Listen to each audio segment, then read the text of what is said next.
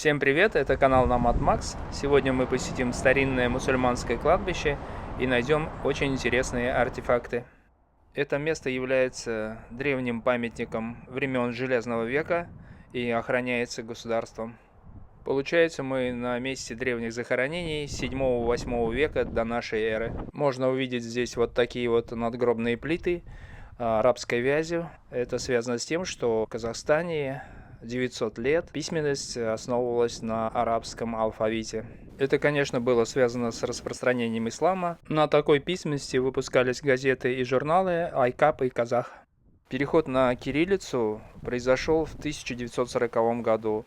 А до этого был латинский алфавит, но он почему-то не прижился и просуществовал только 10 лет. Если подумать, почему так часто менялся алфавит, то, конечно, можно прийти к выводу для того, чтобы иметь больше влияния. Смотрите, какой камень. Это похоже на гранит. Видимо, здесь похоронен знатный человек.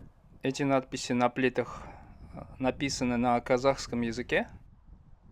Это может быть также и татарский язык, но написанный арабским шрифтом.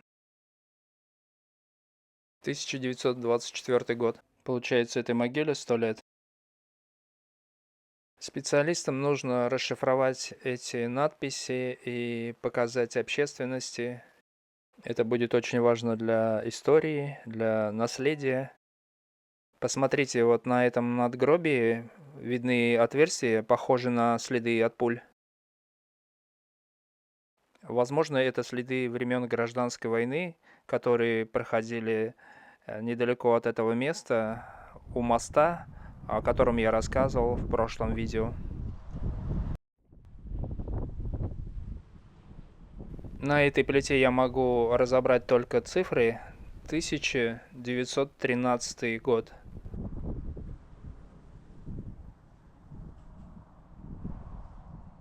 Это кладбище необычно тем, что здесь похоронены как мусульмане, так и коммунисты.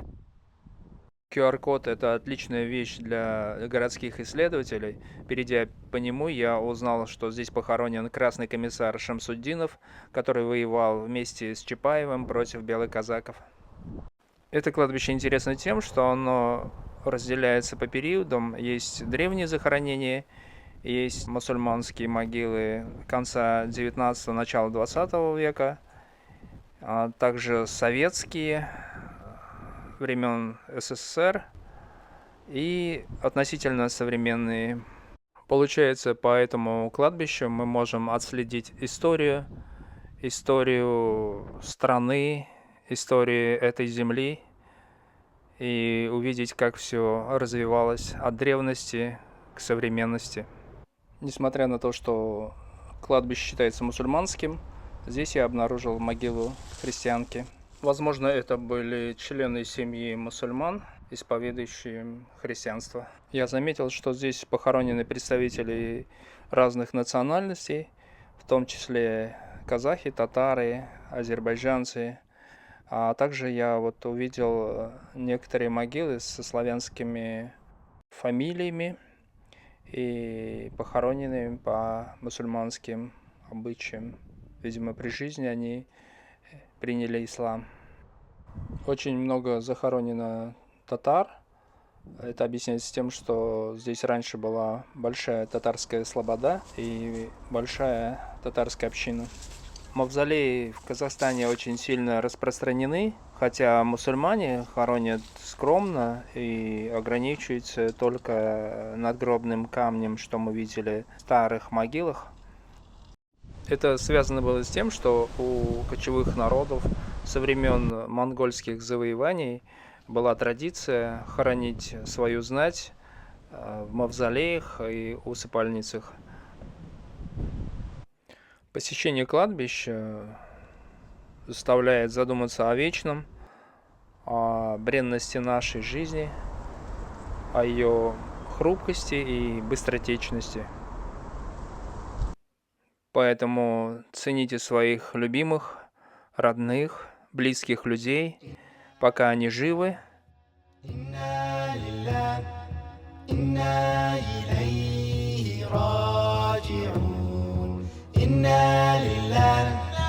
إنا لله إنا إليه راجعون راجعون.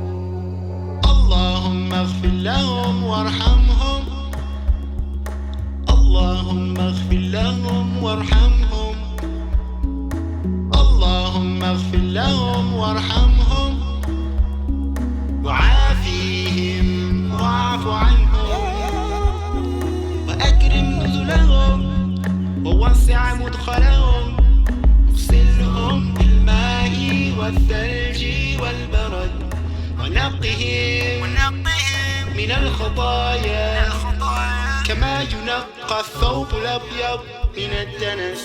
آمين. إنا لله إنا لله إنا إليه راجعون. إنا لله